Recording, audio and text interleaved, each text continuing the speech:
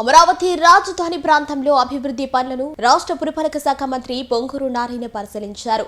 కొండవీటి వాగు, పాలవాగుపై నిర్మాణంలో ఉన్న బ్రిడ్జిల పనులను తనిఖీ చేసిన మంత్రి వర్షాకాలంలో నీటి నిల్వలు లేకుండా ప్రత్యేక చర్యలు తీసుకుంటున్నామని తెలిపారు. రాజధాని నిర్మాణ వ్యయాలపై వైసీపీ చేస్తున్న విమర్శలను ఖండించిన ఆయన అమరావతిలో నిర్మిస్తున్న భవనాలు ఐకానిక్ నిర్మాణాలు కావడంతో వ్యయం సహజంగానే ఎక్కువగా ఉంటుందని స్పష్టం చేశారు.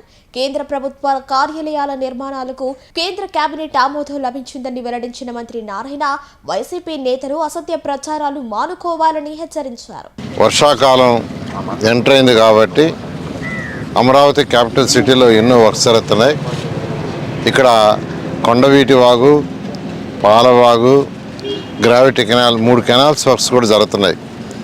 అయితే ఇక్కడ అమరావతి క్యాపిటల్ సిటీలో ఫర్ ఎవ్రీ 1 కిలోమీటర్కి ఈస్ట్ వెస్ట్ కానీ నార్త్ సౌత్ కానీ ఫర్ ఎవ్రీ 1 కిలోమీటర్కి ఒక ట్రంక్ రోడ్డు వర్క్ జరుగుతుంది.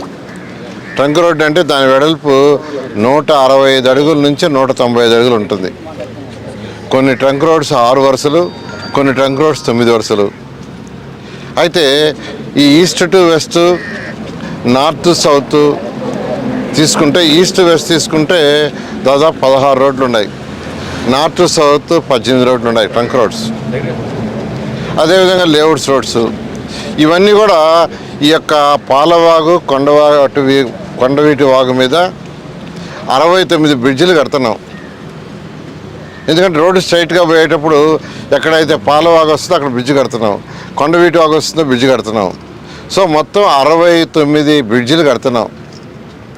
వర్షాకాలం వస్తుంది కాబట్టి, ఆల్మోస్ట్ వచ్చేసింది కాబట్టి ఈ బ్రిడ్జిలు కట్టేటప్పుడు అక్కడ బ్రిడ్జి కింద మట్టి, పోయినసారి వెస్టర్న్ బైపాస్ కింద కంప్లీట్గా వెంట్ల కింద మట్టి ఉండి బ్లాక్ అయ్యి వాటర్ రివర్స్ అయిపోయింది.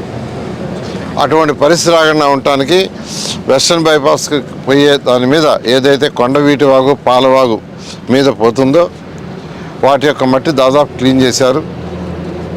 అదేవిధంగా 69 ఎక్కడైతే బ్రిడ్జెస్ జరుగుతున్నాయో అక్కడ డైవర్ట్ చేయమన్నాం. ఎక్కడైతే బ్రిడ్జి వర్క్ జరుగుతుందో అక్కడ డైవర్ట్ చేయమని అది కూడా అధికారులు చేపట్టారు. ఏది ఏమైనా ఇంకొక వర్షాకాలం సీజన్ మనకు ఇబ్బంది ఉంటుంది. ఒక్క వర్షాకాలం సీజన్, ఈ సీజన్ అయిపోతే నెక్స్ట్ సీజన్ వచ్చేటప్పటికి అన్ని బ్రిడ్జిలు అయిపోతాయి, వెంట్స్ క్లియర్ అవుతాయి. వెంట్స్ క్లియర్ అయినప్పుడు వాటర్ ఫ్రీగా ఫ్లో అవుతుంది. అందుకని ఈసారి వరకు అధికారులందరికీ ఇన్స్ట్రక్షన్స్ ఇచ్చాం.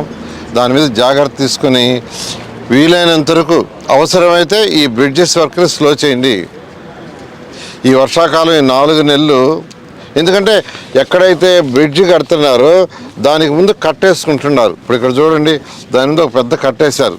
ఎందుకంటే ఈ బ్రిడ్జ్ కట్టేటప్పుడు ఆ వచ్చే వాటర్ దీనికి అబ్స్ట్రక్షన్ అవుతుందని. అలా 69 బ్రిడ్జిల మీద ఇదే విధంగా కట్టలేశారు.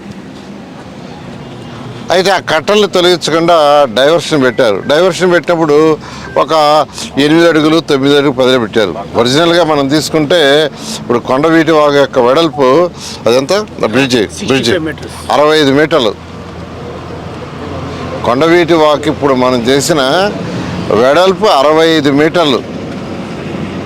కానీ అంతకుముందు నిందంతా 10 అడుగులు, 8 అడుగులు, 15 అడుగులు. సో ఇంత పెద్దదిగా చేసేటప్పుడు ఖచ్చితంగా వాటర్ ముందుకు ఫ్లో కాకుండా కట్టేసి వర్క్ చేస్తున్నారు, డైవర్ట్ చేసి ఉన్నారు. నేను ఏదో చెప్పాను, అవసరమైతే కట్టలైనా తెంచేసేయండి, వీలైనంత వరకు వాటర్ నిలవకుండా చూడమని ఇన్స్ట్రక్షన్ ఇచ్చాను. దాని మీద అధికారులు వర్క్ చేస్తున్నారు. దాన్ని ఈరోజు నేను ఇన్స్పెక్షన్ చేయడం జరిగింది. కొన్ని ఇన్స్ట్రక్షన్స్ కూడా ఇచ్చాను. ఇమీడియట్గా ఎక్స్ట్రాగా జేసీబీలు ప్రక్కన పెట్టి వీలైనంత వరకు మట్టిని తీయమని చెప్పడం జరిగింది. తర్వాత సెంట్రల్ గవర్నమెంటు మనకు ఆఫీస్ కాంప్లెక్స్కి, సెంట్రల్ గవర్నమెంట్ యొక్క ఆఫీసుల కాంప్లెక్స్కి 1299 కోట్లు శాంక్షన్ చేశారు. 23.25 లక్షల చదరపడుగులు కట్టడానికి. దానికి అయ్యేది 5587. తర్వాత వాళ్ళ యొక్క రెసిడెన్షియల్ కాంప్లెక్స్లకి శాంక్షన్ చేశారు 1234 కోట్లు, 31.3 లక్షలు. దానికి అయ్యేది 3,945 అని ఒక పత్రిక వేసింది. ఈ పత్రిక ఏముందండి, సాక్షే. ఇక్కడ ఎందుకు అంత అవుతుందని, కట్టే బిల్డింగులను బట్టి ఖర్చు అవుతుందండి. వాళ్ళు ఇచ్చింది 3,000 రెసిడెన్షియల్కి 3,945 రూపాయలు చదరపడకని ఇచ్చారు. కరెక్టే. మన దగ్గర కూడా ఈరోజు హ్యాపీనెస్ట్ కన్స్ట్రక్షన్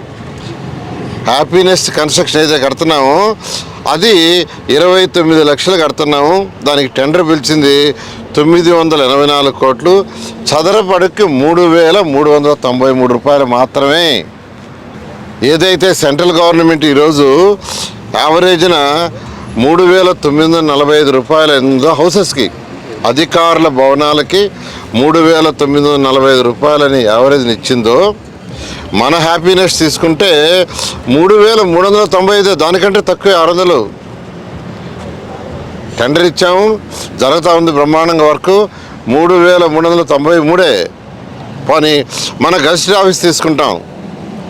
గజిటెడ్ ఆఫీసెస్ 27.22 లక్షల చదరపడగలు. దానికి ఇచ్చింది 1,003 కోట్లు. దానికి అయింది కూడా 3,684 రూపాయలు చదరపడకి. ఈరోజు మన గజిటెడ్ ఆఫీసర్స్ యొక్క బిల్డింగ్ కానీ లేదా హ్యాపీనెస్ బిల్డింగ్ కానీ అంటే నివాసయోగానికి ఇచ్చింది ఈరోజు క్యాలిక్యులేట్ చేస్తే ఆయన యొక్క అమౌంట్ నిన్న సెంట్రల్ గవర్నమెంట్ వాళ్ళు ఇచ్చిన దానికంటే తక్కువ. అది చెప్పరు, ఆ విషయాన్ని చెప్పరు. ఏదైతే ఐకానిక్ బిల్డింగ్స్ కడుతున్నావో చెప్తా, ఐకానిక్ బిల్డింగ్స్ అవుద్ది. డయాగ్రీ టెక్నాలజీ ఈరోజు పార్లమెంట్ భవన్ తీసుకోండి, పార్లమెంట్ భవన్ 16,916 అయింది, ఐకానిక్. అదేవిధంగా తెలంగాణ సచివాలయం తీసుకోండి, 13,768 రూపాయలు అయింది స్క్వేర్ ఫీట్. అది చెప్పరు. ఫస్ట్ టెండర్ ఇచ్చింది చెప్తారు, పూర్తయిన తర్వాత ఎంత అయింది, డీవియేషన్స్ ఎంత, ఫర్దర్ టెండర్స్ ఎంత, ఇవేమీ చెప్పకుండా ప్రజలను అడ్డదారులు పట్టించడం కరెక్ట్ కాదు. ఈరోజు వాళ్ళే అన్నారు, సెంట్రల్ గవర్నమెంట్ రెసిడెన్షియల్ కాంప్లెక్స్కి వాళ్ళే లెక్కేసి చెప్పారు 3,945. మేము ఒప్పుకుంటున్నాం. అంతకంటే తక్కువ అమరావతిలో చేస్తున్నాం. అంతకంటే తక్కువ రెసిడెన్షియల్ కాంప్లెక్స్ హ్యాపీనెస్కి 3,939 రూపాయలు, 3,393 రూపాయలే. 600 రూపాయలు తక్కువ. అదేవిధంగా గజిటెడ్ ఆఫీస్కి 27.22 లక్షలు కడుతున్నాం. 27.22 లక్షల చదరపడుగులు కడుతున్నాం. దానికి ఇచ్చింది 3,684. అది కూడా తక్కువైనా చెప్పరు వీళ్ళు. ఏదైతే ఐకానిక్ కడుతున్నారో చెప్పరు. ఐకానిక్ తీసుకుంటే ఎక్కడైనా ఐకానిక్ అనేది 16,000, 17,000 అవుతుంది, 18,000 అవుతుంది. ఈరోజు పార్లమెంట్ తీసుకోండి, పార్లమెంట్ ఏదైతే కట్టారో దానికి 16,916.